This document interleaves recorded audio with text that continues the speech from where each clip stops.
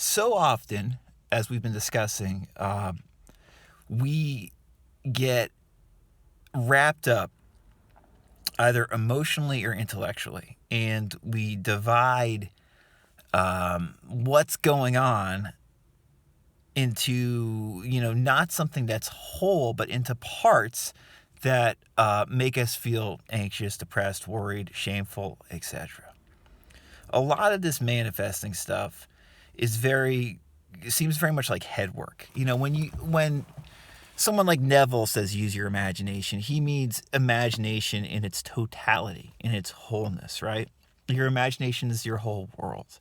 And someone like Coué, wasn't quite as grandiose with how he described it, but he meant essentially the same thing. Your imagination is your entire unconscious or subconscious. So there's a totality and a wholeness that we're aiming for when it comes to utilizing this stuff that we often tend to separate and, make into different compartments. We're like, oh, I want to go there. I don't want to go there. I really don't want to go there. And what I'm trying to get at with some of these recent videos is just that we don't have to do that. And we don't also have to look at someone like Coué or Neville as the person who's got all the answers, because they don't. For instance, Coué said never get angry. I strongly disagree with that. I think anger can be a fantastic tool. I understand where Coué was coming from when he said that, but it doesn't mean I have to agree with him. Likewise, anything that I talk about in these videos, you don't have to agree with a lot of what I'm saying or what any teacher is saying to get value out of something that is shared. So I think a large thing that I hope I'm getting across in these, the last couple of videos is that we are not cool with where we are at emotionally a lot of the time. We feel like there's something emotionally wrong with us. We feel like we have to be in a certain high state, quote unquote high state, an exalted state. And if we don't, there's something wrong with us. That, if we feel fearful, there's something seriously wrong with us. We can't feel fearful, even though fears very naturally seem to arise. And a lot of this work, in my experience, is working through the fears. But are we allowing ourselves to do this? Are we allowing ourselves to do this well? For instance, this morning I woke up at like 3 a.m. and I had a nightmare, or several nightmares. I have very vivid dreams, and I often have very vivid nightmares. I often wake up basically in terror. And, it passes very quickly, that feeling of terror, but in the body, it's still there. There's like this pulsating action going on. In the past, sometimes I'd be like, well, what's wrong with me? Is there something wrong with me? I even, asked my doctor about it at one point. Why do I wake up in the middle of the night with like this terror, I talked to my hypnotherapist, who's just a therapist as well. I talked to her about it. And basically, after a while, I just learned to accept it and work with these passing feelings and learn from them. And that is something that we can do with all of our passing feelings. And, for instance, this morning, I breathed into that feeling. I let it be there. And I knew it wasn't going to kill me or anything like that. And I breathed into it. And once I got more comfortable with it just being there for a little bit, I asked it, why are you here right now? Why are you here? And it didn't give me like a firm answer or anything like that, but I was just with it, gently asking, why are you here? And after a while, it did kind of provide me an answer, and it provided me the answer that it often provides me when it arises, which is just, just to be present, just to be here. As crazy as it might seem to an outside observer, these nightmares, these feelings of terror, they're a reminder of be present right now. That's all you have, is be present right now.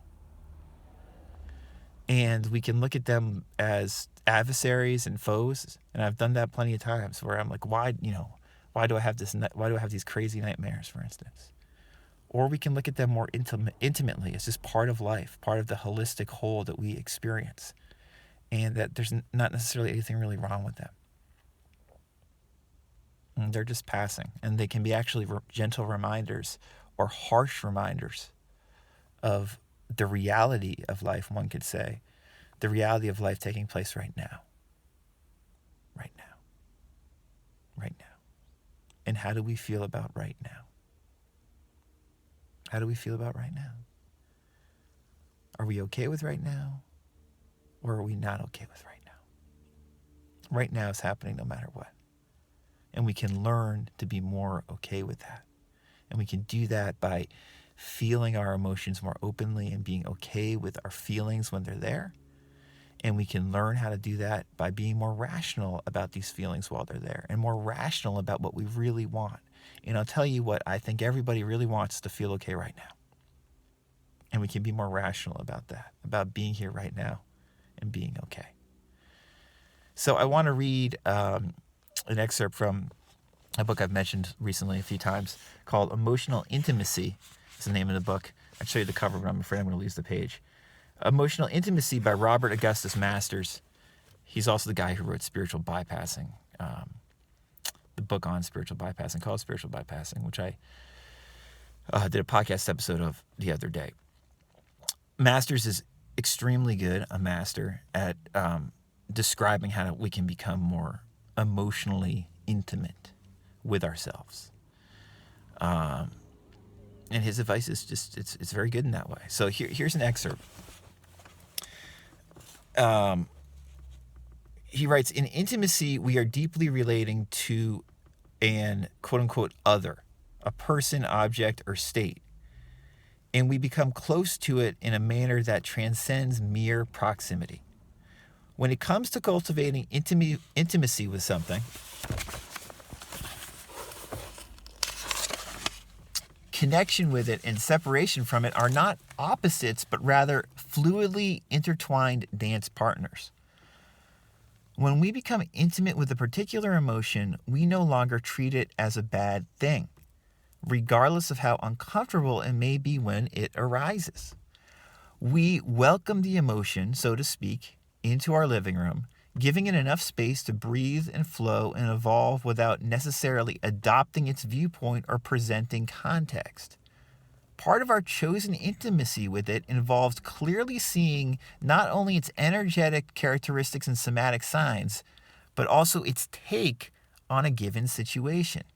And in seeing this take, this evaluative framing, we also recognize how our personal history has shaped it. We are not seduced by this emotion's energy, feeling, viewpoint, or tendencies. We keep it close to us, listening attentively, and giving it the benefit of our intuition. This is very wonderful, instructive advice. Again, I recommend checking out Internal Family Systems, IFS for short, which will show. Richard Schwartz created that modality, and it will also show you how to do this really well.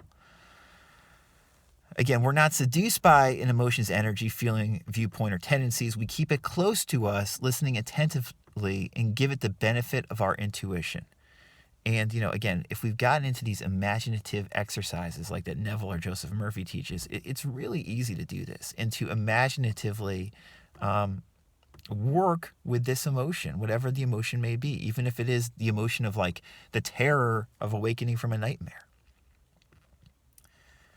Masters writes, just as we can raise our IQ, so too can we raise our EQ, emotional intelligence. And how? Through developing intimacy with our emotions, both in their arising and their expressive options, and through involving ourselves in practices that address the weaker or less developed areas of our emotional life. Becoming intimate with our emotions requires no lowering of IQ, no intellectual slumming, no shunning of rationality, no devaluing of cognition.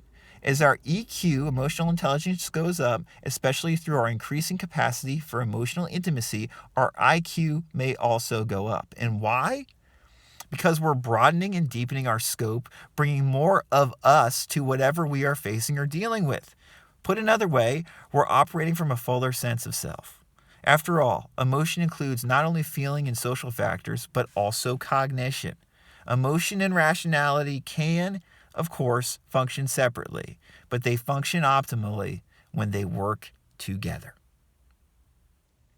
All right, that was a large part of what I was trying to convey in yesterday's video, and Masters explains it well there. Emotion and rationality can, of course, function separately, but they function optimally when they work together. the more we recognize this, not just, as an idea, but actually see it, feel it, and experience it in our lives, the fuller and more at peace in each moment, moment to moment, we can become, in my experiences. And we can start to work with these, uncomfortable, very uncomfortable emotions that might arise, these feelings, and not be so scared of them, not be like, no, this can't be here. I have to feel joyful. I have to feel peace right now. You have to feel what you have to feel right now. And we can work with that. And there's nothing wrong with that. There's nothing wrong with that, because what's arising is what's arising, and it's all good in that way.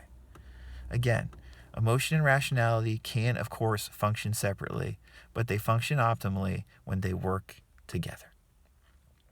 Any questions, let me know. RadicalCounselor.com.